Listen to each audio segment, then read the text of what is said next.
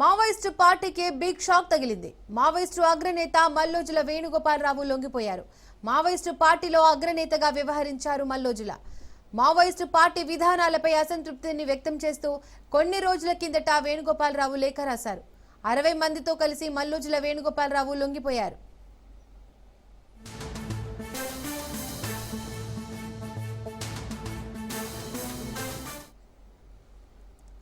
Mallojula Venugopala Rao Maoist పార్టీలో కీలక సభ్యుడిగా పనిచేశారు. కొన్ని రోజులుగా పార్టీ అనుసరిస్తున్న విధానాలతో ఆయన విభేదిస్తున్నారు. విప్లవోద్యమాన్ని విజయవంతం చేయాలంటే ప్రజల్లోకి బహిరంగంగా వెళ్లడమే సరైన మార్గమని లేఖాస్త్రం కూడా సంధించారు. వేణుగోపాలరావు రాసిన లేఖ అడవుల్లో అలజడి సృష్టించింది.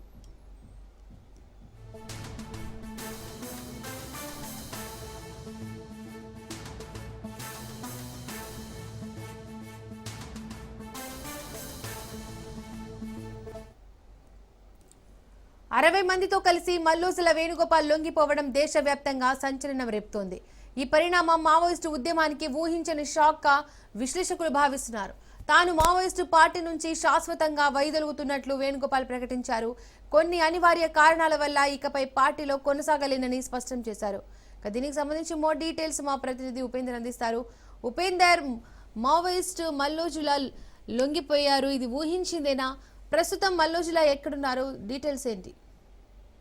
డెఫినెట్లీ దీపిక, ఎందుకంటే మల్లోజుల వేణుగోపాల్ గతంలోనే దాదాపుగా 2 నెలల క్రితం కూడా ఒక లేఖ ద్వారా విడుదల చేశారు. తను అంటే ఆయుధాలు వేయాలి లేదంటే లొంగిపోవాలని చెప్పేసి అతను అంటే శాంతి చర్చలకు రావాలని కూడా ప్రకటించారు. ఈ నేపథ్యంలోనే అతని లేఖను కూడా కొంత బహిర్గతమైన పరిస్థితి కనిపిస్తుంది. ఈ నేపథ్యంలోనే ఈ రోజు మాత్రం ఇటు మావోయిస్ట్ పార్టీకి అంటే మంచి షాక్ అయితే తగిలిందని చెప్పుకోవచ్చు. ఎందుకంటే మావోయిస్ట్ పార్టీ అగ్రనేతగా ఉన్నటువంటి మల్లోజుల వేణుగోపాల్ ఈ సిపిఐ పోలిట్ బ్యూరో సభ్యుడిగా ఉన్నాడు. ఇతను అంటే ఇతను ఆయుధాలు వేయాలి మావోయిస్ట్ పార్టీలో అగ్రనేతగా వ్యవహరించినటువంటి మల్లోజుల వేణుగోపాల్ ఇటు మహారాష్ట్ర పోలీసుల ముందు కూడా ఈ రోజు లొంగిపోయినట్టయితే తెలుస్తుంది. ఏదైతే గచ్చిరౌలి పోలీసుల ముందు కూడా అతను లొంగిపోయారని చెప్తున్నారు. దాంతో పాటు తన సహచరులుగా ఉన్నటువంటి 60 మంది మావోయిస్టులతో కూడా ఈ వేణుగోపాల్ ఈ రోజు పోలీసుల ముందు లొంగిపోవడం కూడా ఆ పార్టీకి తీరని జోటుగా కూడా మనం చెప్పుకోవచ్చు. ఎందుకంటే మావోయిస్ట్ పార్టీకి అంటే ఇంత పెద్ద షాక్ తగలడం మరొకసారి అంటే ఇది పెద్దదిగా మనం చెప్పుకోవచ్చు. ఎందుకంటే కీలకంగా ఉన్నటువంటి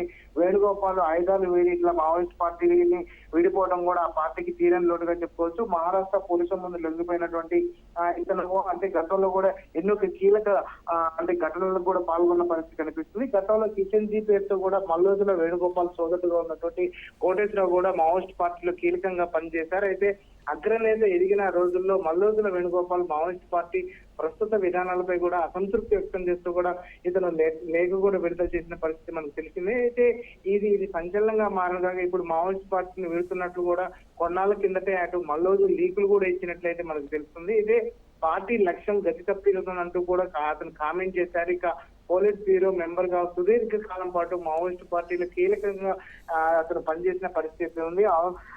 అనవసర త్యాగాలకు వద్దంటూ అతను ఇటీవల ఏదైతే 22 పేజీలలో లేఖలో కూడా పేర్కొన్నాడో, ఏదైతే సెప్టెంబర్ లో ఆయుధాలు వదిలేసి శాంతి చర్చలకు వెళ్లాలని కూడా మల్లోజుల ఈ లేఖను విడుదల చేసిన విషయం మనందరికీ తెలిసిందే. ఇంతకాలం పార్టీ చేసిన తప్పులకు ఉద్యమం ఓడిపోకుండా కాపాడలేకపోయినందుకు బాధ్యత వహిస్తూ పోలీస్ బ్యూరో సభ్యుడిగా క్షమాపణ కోరుతున్నట్టు కూడా ఆ లేఖలో పేర్కొన్నాడు. ఇంతటి నష్టానికి ఇన్ని బలిదానాలకు దారితీసినటువంటి విప్లవోద్యమ బాధ్యతలు తాను ఎంత మాత్రం కొనసాగడానికి అర్హులు కాదని కూడా ఆ లేఖ ద్వారా కూడా అతను పేర్కొన్న పరిస్థితి ఉంది. ప్రస్తుతం పార్టీ కష్టకాలంలో ఉంది. ఆ సమయంలో నా నిర్ణయం సరైనది కాకపోవచ్చు, కానీ పరిస్థితులు దీన్ని తప్పనిసరి చేశాయని చెప్పేసి ఆ లేఖలో ఆయన పేర్కొన్నాడు. ఇప్పుడు 100 మంది మావోయిస్టులను కోల్పోయిన పరిస్థితుల్లో పార్టీ పీడిత అతివాద విధానాల నుంచి మిగిలిన వారిని ఆయన కాపాడుకోవాలని చెప్పేసి ఆయన పేర్కొన్నాడు. ఉద్యమాన్ని నడిపించడానికి ప్రజల్లోకి వెళ్ళడం తప్ప మరో మార్గం లేదంటూ కూడా ఆయన పేర్కొన్న విషయం కనిపిస్తుంది. అయితే ఆయుధాలు వేయాలన్న నిర్ణయంపై ఏదైతే కేడర్ కూడా క్లారిటీ ఇచ్చినట్లయితే మనం చెప్పుకోవచ్చు. ఎందుకంటే అగ్రనేత ప్రకటనలతో ఉద్యమంలో అప్పుడే అలజడి మొదలైందని కూడా మనం ఎందుకంటే చెప్పుకోవచ్చు. అయితే ఆ ప్రకటనకు విరుద్ధంగా కూడా ఇప్పటికీ అటు కేంద్ర కమిటీ కూడా అతను అంటే ఆయుధాలు అప్పగించాలని చెప్పేసి మరొక లెటర్ కూడా విడుదల చేయడం కూడా అది మనం చెప్పుకోవచ్చు. ఆ తర్వాత చాలా మంది మావోయిస్టులు ఆయుధాలు వేడి పోలీసులకు ముందు కూడా లొంగిపోయిన పరిస్థితి కనిపిస్తుంది. ఈ వరుస ఘటనలు అనేక అగ్రనేతలు సహా కేడర్లు కేడర్ వందల సంఖ్యలో కూడా చనిపోవడం, అలాగే మావోయిస్ట్ పార్టీకి భారీగా లొంగిపోవడం, ఈ క్రమంలోనే మల్లోజులు పోలీసులు ఎదురు కూడా లొంగిపోవడం కూడా ఆ పార్టీకి తీరని లోటుగా చెప్పుకోవచ్చు. ఎందుకంటే ఆపరేషన్ కాగర్ పేరుతో కూడా వరుసగా ఇప్పుడు ఆ కేంద్రం కూడా ప్రత్యేకంగా దృష్టి సారించింది. ఏదైతే కేంద్ర హోమ్ మినిస్టర్ గా ఉన్నటువంటి అమిత్ షా ఇప్పటికే 2026 మార్చి 31 దేశంలోనూ మావోయిస్ట్ రహిత దేశంగా తీర్చిదిద్దామని ఆయన పూనుకున్న నేపథ్యంలోనే అటు బిఎస్ఎఫ్, సిఆర్పిఎఫ్, డిఆర్జీ బలగాలు ప్రత్యేకంగా అడవుని జల్లెలు పడుతున్నాయి. ఇప్పటికే రాష్ట్ర వ్యాప్తంగా ఉన్నటువంటి ఏదైతే దేశవ్యాప్తంగా దాదాపుగా 12 రాష్ట్రాల్లో మావోయిస్ట్ ప్రభావితం ఉంటే అది 6 రాష్ట్రాలకు పడిపోవడం, ప్రస్తుతం ఒక 3 రాష్ట్రాల్లో మాత్రమే మావోయిస్ట్ ఎక్కువగా ఉన్నారనే నేపథ్యంలోనే ఇటు బిఎస్ఎఫ్ బలగాలు కూడా అంటే అడవులు మొత్తం కూడా జల్లెడ పడుతున్నాయి. ఈ నేపథ్యంలో వరుసగా కీలక నేతలంతా చనిపోవడం కావచ్చు, అదేవిధంగా ఇలా లొంగిపోవడం కూడా ఆ పార్టీకి తీరని లోటుగా చెప్పుకోవచ్చు. ప్రస్తుతం మాత్రం దేశ చరిత్రలోనే ఏదైతే కీలకంగా ఉన్నటువంటి పోలీస్ బ్యూరో సభ్యులు లొంగిపోవడం మాత్రం మనం అంటే ఆ పార్టీకి తీరని లోటుగా చెప్పుకోవచ్చు.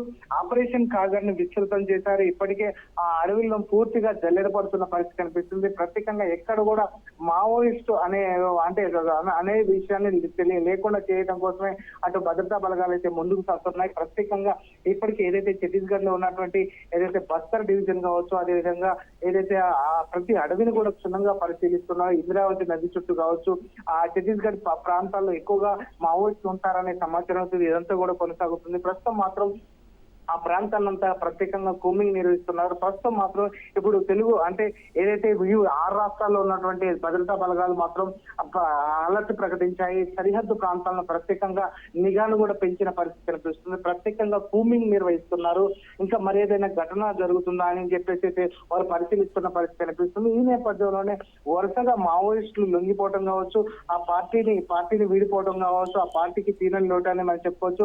అయితే ఇందులో ఉన్నటువంటి కొంతమంది నేతలు మాత్రం పార్టీ మాత్రం ఎక్కడగా పోదు. పార్టీ అంటే మావోయిస్టులు అయితే ఎక్కడైతే అహింస శాంతి లేకుండా అహింస స్టార్ట్ అవుతుందో అప్పుడు ఖచ్చితంగా మావోయిస్టులు అక్కడి నుంచి ఉద్భవిస్తారని చెప్పేసి వారు కీలకంగా చెప్తున్న పరిస్థితి కనిపిస్తుంది. ఈ నేపథ్యంలో ఈ రోజు బస్తర్ లో కూడా భారీగా ఏదైతే మందుగుండు సామగ్రితో పాటు భారీగా ఏదైతే ఆయుధాలు ఉన్నటువంటి ప్రాంతాన్ని కూడా కనుగొనడం జరిగింది. ఆ ప్రాంతం మొత్తం కూడా పోలీసులు అంటే భద్రతా బలగాలు, డిఆర్జీ బలగాలు, సిఆర్పి బలగాలు కూడా ప్రత్యేకంగా వాటిని స్వాధీనం చేసుకుని అటు శిబిరాలకు కూడా తరలిస్తున్న పరిస్థితి కనిపిస్తుంది.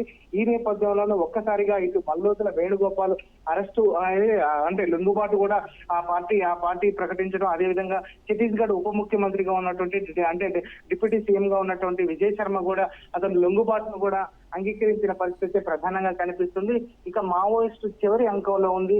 ప్రధానంగా ఇంకెవరన్నా ఉంటే మాత్రం జనజీవన స్రవంతిలో కలవాలి. వారందరికీ కూడా మావోయిస్ట్ పార్టీ నుంచి జనజీవన స్రవంతిలో కలిస్తే మాత్రం ఖచ్చితంగా వారికి పునరావాసం కల్పిస్తాము, 25,000 తక్షణ సహాయంతో పాటు వారికి అన్ని రకాల సౌకర్యాలు కల్పిస్తామని అక్కడ ప్రభుత్వం కూడా ప్రకటిస్తుండటంతో మావోయిస్టులు వరుసగా కూడా మావోయిస్ట్ కార్యకర్తలు కావచ్చు, కీలక నేతలంతా కూడా వరుస ఒక్కొక్కరిగా కూడా లొంగుబాటుకు గురవుతున్న పరిస్థితి కనిపిస్తుంది. ఇక మిగిలిన వారి కోసం అటు భద్రతా బలగాలు కూమింగ్ చేస్తున్నాయి. ఇప్పుడు ఏదైతే మల్లోజుల వేణుగోపాల్ అలియాస్ సోను కూడా లొంగిపోవడం మాత్రం ఆ పార్టీకి తీరని లోటుగా కూడా మనం చెప్పుకోవచ్చు. ప్రధానంగా ఏదైతే గత సంవత్సరం నుంచి పోల్చుకుంటే ఈ సంవత్సరం వరకు కూడా ఇప్పటికే దాదాపుగా 419 మంది కూడా మావోయిస్టు నేతలు కావచ్చు, కీలక నేతలు కావచ్చు, కార్యకర్తలు కావచ్చు చనిపోవడం కావచ్చు, అదేవిధంగా 618 మంది లొంగిపోవడం కూడా ఆ పార్టీకి తీరని లోటు. అదంతా ఒక ఎత్తు అయితే ఇప్పుడు మల్లోజుల వేణుగోపాల్ లొంగిపోవడం కూడా ఆ పార్టీకి పెద్ద లోటుగా కూడా మనం చెప్పుకోవచ్చు. ఇప్పటికే అటు అంతర్గతంగా ఉన్నటువంటి విభేదాలు కూడా ఒక్కొక్కటిగా బయటపడుతున్నాయి. అంటే పార్టీలో కేడర్ లో కూడా అదేవిధంగా రిక్రూట్మెంట్ లో కావడం పూర్తిగా నిలిచిపోయిన పరిస్థితి ఉంది. ఆ నేపథ్యంలోనే ఈ రోజు జరిగినటువంటి ఈ ఘటన మాత్రం ఆ పార్టీకి అంటే చివరి అంకంలో ఉందని చెప్పేసి మనం చెప్పుకోవచ్చు. Deepika. Right Upender, thank you.